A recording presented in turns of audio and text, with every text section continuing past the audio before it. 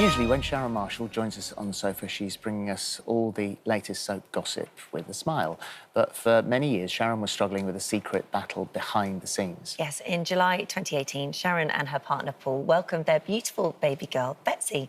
But this followed many difficult years where Sharon experienced 6 failed rounds of IVF and 2 heartbreaking miscarriages. Well, to mark National Fertility Week, Sharon is joining us today alongside Dr Larisa to share her story in the hope that it might help others.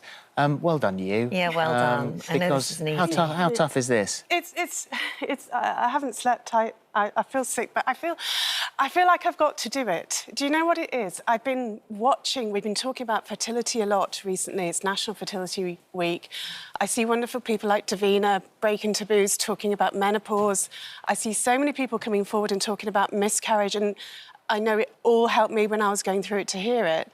And I think this is one of the very last areas that we just don't talk about. I'm not knocking IVF, it's a miracle. It's given me the most precious thing ever in my Betsey. But I look back, I've just turned 50, and I've been doing a lot of thinking and looking back and about my 40s. And what I realised is that for a lot of my 40s, I was very depressed. Yeah. I was ill, emotionally and physically, from repeated cycles of IVF that weren't working, and I was failing and failing and failing. And I couldn't see a way through it. It was failing. Well, that's the thing. We have all that language around it, and we say I remember Professor Winston came into the studio and said years ago on our show, we peddle in failure. And he was really very honest about that. And so for you, part of this extraordinary time in your life, difficult time in your life, was you kept it to yourself. You didn't tell your work colleagues. You didn't tell your friends. And that's what I'm wanting to say today. It's things I wish I'd done differently. I hid it. I'm not sure why. I think I felt embarrassed. I felt I wasn't innately woman, which is a ridiculous way to think, because this should be something that you can do naturally. I felt almost stupid.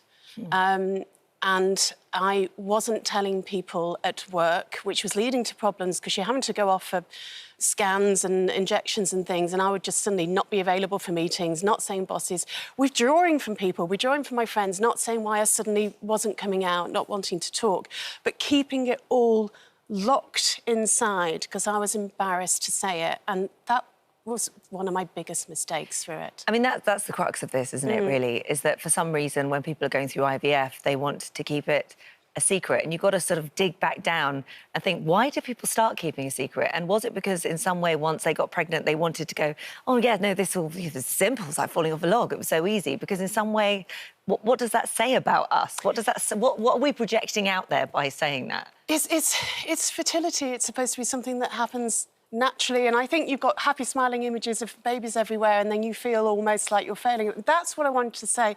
Looking back, and anyone who's going through this, you should be so proud of yourself. Yeah. Because you are working so hard. You're doing all this stuff. You are working and fighting. You're a warrior. And I say that when people come to me and they talk about it, and I see this sort of just pain in their eyes, and I say, please be proud of yourself. Please realise what you're doing is amazing. You are amazing. And, you know, it's a lot of the process around it. I think there's a lot of marketing, there's a lot of publicity that makes you think stuff is going to happen straight away, and it doesn't, and that's normal. Explain that, because you're saying that, although, as you said, you're not criticising the industry, sometimes the way it sells itself, it can be misleading. There's a lot of publicity. I was just looking at websites today, and one of them is quoting for women in the age group that I was when I started. 74.7% success rate. It's like, well, you know, we'll help you love him. 100% guarantee you'll get a pregnancy. When you go in the clinics, there's pictures all around, women holding babies. Here's what you could win. And you just really feel like it should work immediately. When I got into it, when I looked at it, I think it was about the 5th time, and I'm sobbing down the phone to a nurse going, is it just me? It's everyone else in this clinic is pregnant apart from me. And she said, no, it can take a lot of goes. And when you drill down to it, if you look at those figures, it's so cleverly massaged. They're talking about over multiple cycles. They're talking, one of the things that really angers me is they quote, rates of a positive pregnancy test. So actually, not a live birth, not a baby, and that's what you want out the process. That's a completely different figure. And one of the things that makes me feel a bit sick is that my very first go, I had a positive pregnancy test. I didn't get a baby. I lost the baby. There was a miscarriage. That's being used as a positive statistic somewhere to say to someone, this is a success. Yeah, that's And I think, horrible. talking of Robert Winston, there was a statistic he gave, and he said, if you look across the whole of Europe and Britain, after 6 consecutive cycles, only 44% of women are taking home a baby. And once I got that in my head, that is the real statistic. That is, and actually for my age group, it was probably more like about 10% chances. Then I didn't feel like I was such a failure. It was like, I'm normal. Everyone else isn't necessarily getting This is it is a business. Yes. But for you and for many women watching now, and their partners too, because this took a toll on your relationship. Well, we'll talk about that in just a second.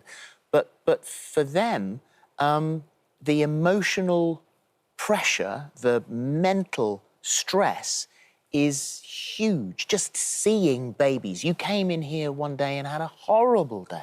Yeah, let me tell you about the process of how you're here. So you go through all the injections, and you go. I think people know about that and the sort of physical side of how you do it.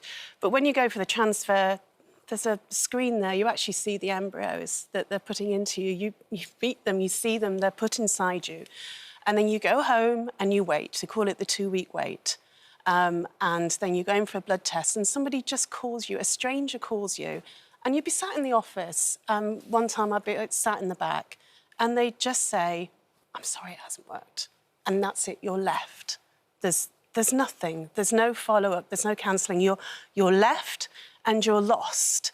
And I just remember coming in here once, I got one of those calls like that. You know, I'd be getting them, I'd be going into the office, I'd been going into the toilet to take them, sitting there, bursting into tears and trying to sort of listen, please, there's no one washing their hands here. When can I go out, go back to my desk and try and pretend that nothing's happened and try and pretend that I haven't been crying?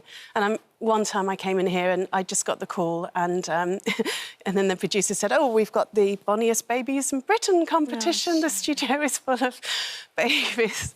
And I think one of the things that I would say, Amanda Holden was presenting that day, and I literally, poor girl, I ran up to her and Gok, and I just went, do not put the baby in my arms. I'll explain why later. Don't do it. I'm going to melt down on live TV. Just don't do it. Talked to her afterwards, and Amanda's had her own battles that she's talked about very bravely about loss. And she said, you need counselling. And she was right. And I went for counselling. I went to talk to someone. And one of the things I wish clinics would do is tell you to have counselling when you've had that loss. Because it is a loss. Yeah. It is a loss just as much as a miscarriage or anything, because that's how it feels for you. Yeah, because I don't think it's two... I think 2 miscarriages, but it's actually it's 11 embryos. Yeah. That's what it was. And the loss is the same, and it's not recognised. And it's... Where does all that grief go? If the woman's just sat there and you're basically... No one follows up, no counselling. You just go to see the doctor and they say, give us thousands of pounds, we'll try again. And I just keep having a shrug off people and going, we don't know. Try again. You should be able to get pregnant. Everything's there. We don't know how it hasn't worked. Maybe it was bad luck. Give us more money. You had to sort of put together your own toolkit here, your own coping mechanisms, and you did traditional and alternative ways of keeping yourself together. One of the best things I did, you know, our night at the NTAs when we all got absolutely hanging Hammond? I don't know what you mean. I did. He knows. Of course I do. You all went off that way. I went that way over to join the Emmerdale guys. I ended up sobbing on Kane Dingle's shoulder. I'm so sorry, Jeff, at 2 o'clock in the morning, and he doesn't drink. And I told everybody. I told everyone what I'd been going through, and it was like a torrent had released. I suddenly started telling people, And they were so wonderful. And lots of people were coming to me and telling me they'd been through it too. I was going to say, did you find other people who were keeping their own secrets? People I've been sat next to for years were doing it. And you were all doing the same thing? We're all crying in the toilets with each other, trying to avoid each other. We should have been helping one another through it. I mentioned a couple of minutes ago about Paul and the relationship. What sort of toll does it take on your relationship? It's hard on both of you. It's a mental toll on both of you. You've got to keep talking. He was wonderful through it. I mean, it must have been so hard. I did actually say to him once, I know you want a baby. I don't know if I can ever give it you. And if you want to leave me, then that's OK. And he said, which please men at home, please say, because it was the right thing to say, the most important thing is you. If we can get a baby, that's great. We were going to get a baby somehow. We were looking at fostering. We would have been a baby. Our wonderful Denise once said to me, you know, there's more than one route. You don't have to be pregnant to get the baby. We would have got a baby one way or another. We would have done it. What? But it's keeping the two of you together. You asked what I did. Oh, everything. We would lie on the floor together doing meditation, and I made him chant, I've got a strong, positive uterus all the way through. He did it, bless him. My friend, her auntie was a Carmelite nun. Thank you, Sally, for sorting that. She did a few prayers for me. I did Noel Edmonds. I wrote it on my hands. I shout up to the universe. Sam Giles, Wicker Witch over at Emmerdale, did me some spells. I did reflexology, hated it. It tickles. I did hypnotherapy. You do whatever you want. Acupuncture, hammering nails into myself. The one thing I did is I took control of it. I remember the moment when I started talking to people and I thought, I'm out of control in my body here. I feel like I'm out this roller coaster that's out of control. I got hold of my nutrition. I went to see a nutritionist. I sorted out my body. I lost weight. I went running every morning. And I gave myself a bit of love and tried to flip it in my mind on what I was doing and looked at myself holistically. Larisa, listening to this now, and this particular experience, which has gone on for such a long time, and you do have beautiful Betsey, which is amazing. But going through all of that, how much of this rings a bell? Going back to what I said, that Professor Winston said to my eyes and sat here and said, we peddle in failure. First of all, Sharon, I just want to recognise how courageous and brave that was. And I can see how emotional you are talking about it. And thank you so much for doing that, because you will have no doubt helped so many people out there who are listening to this. In terms of what Professor Winston says, I couldn't agree more that, you know, the information that's often presented to patients, prospective patients, isn't necessarily correct, isn't accurate. You know, if you look at the latest HFEA data from 2018, on average, 23% of patients will end up with a child. So that is a really small number, and that number in your 40s is even lower. Over the age of 43, it's more like 5%.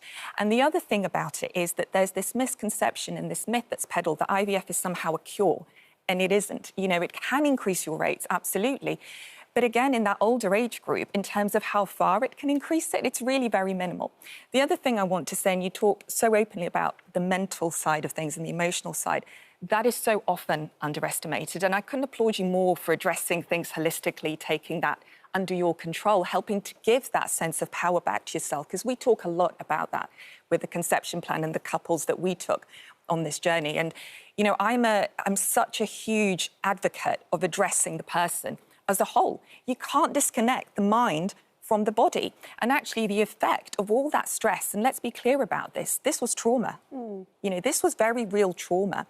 Microaggressors that were happening as a result of people not necessarily validating your experience, your losses, your miscarriages, everything that was going on for you, not giving you a chance to have counselling, not even bringing that up.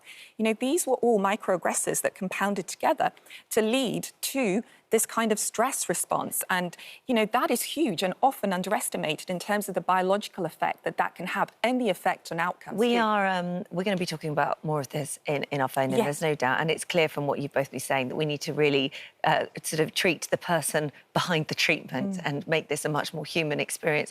Thank you, and well done, you. And please be proud. Anyone that's doing it at home, you're amazing. Tell yourself you're amazing. Give yourself a bit of self-love. And God, I hope you get it. And would you also say now, sitting here, having discussed this, that you say, please talk to somebody, talk to your mates, tell your friends, tell your family. Don't do what I did. I was a right old live television. Don't use the word. I was an idiot. Talk to people and get control of it. And you know what? And if you stop, you haven't failed. You haven't given up. You've taken that very, very strong and brave decision. And anyone who's going through it, you're a warrior. And I salute you. Thank you. Thank you very much.